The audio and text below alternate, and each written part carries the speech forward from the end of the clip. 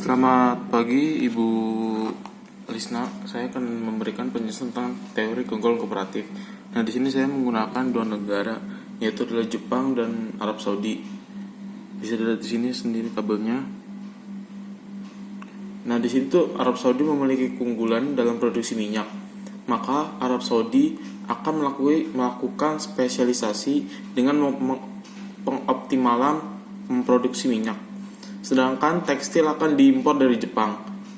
Impor dilakukan karena jika dilakukan pertukaran dalam negeri Arab Saudi yaitu, maka satu minyak hanya akan mendapatkan 0,5 tekstil.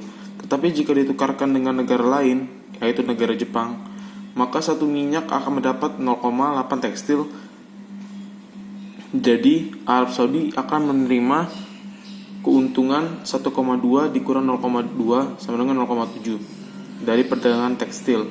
Begitu juga sebaliknya, Jepang meskipun tidak memiliki keunggulan jika dibandingkan dengan Arab Saudi, tetapi di dalam negeri Jepang memiliki keunggulan memproduksi tekstil. Maka Jepang akan mengoptimalkan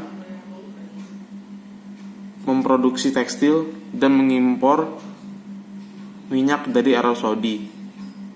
Dengan mengimpor minyak, maka Jepang akan mendapatkan keuntungan karena di dalam negeri satu tekstil akan mendapatkan 0,8 minyak, sedangkan di luar negeri satu tekstil akan mendapatkan 2 minyak.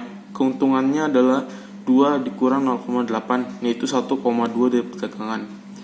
Nah, sekarang saya akan menjelaskan tentang teori keunggulan komparatif atau comparative advantage. Adalah teori yang dikemukakan oleh David Ricardo dalam Salvatore 1997 mengatakan bahwa keunggulan komparatif akan tercapai jika suatu negara mampu memproduksi barang dan jasa lebih banyak dengan biaya yang lebih murah daripada negara lainnya. Nah, di sini dengan kata lain, keunggulan kooperatif akan tercapai jika suatu negara mampu memproduksi barang dan jasa lebih banyak dengan biaya yang lebih murah daripada negeri lainnya. Di situ keunggulan komparatif sering terjadi di perdagangan internasional. Suatu negara dianjurkan untuk memiliki keunggulan dalam sebuah produk yang lainnya tidak bisa ditandingi.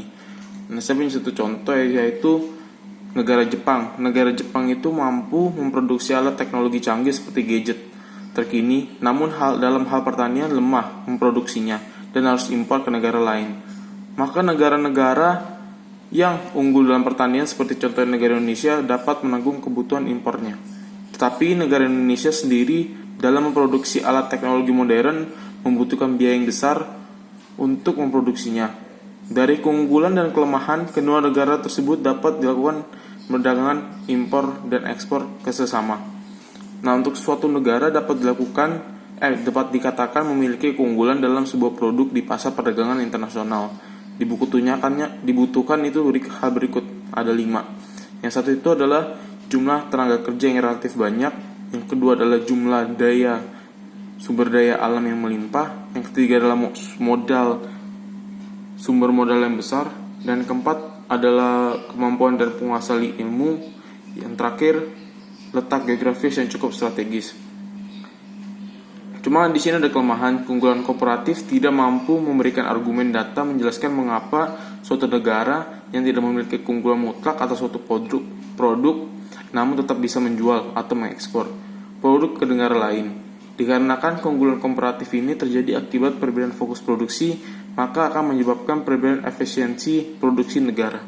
Sekian dari saya, Miko Ali, kelas 11 IPS 1 absen nomor 15. Terima kasih.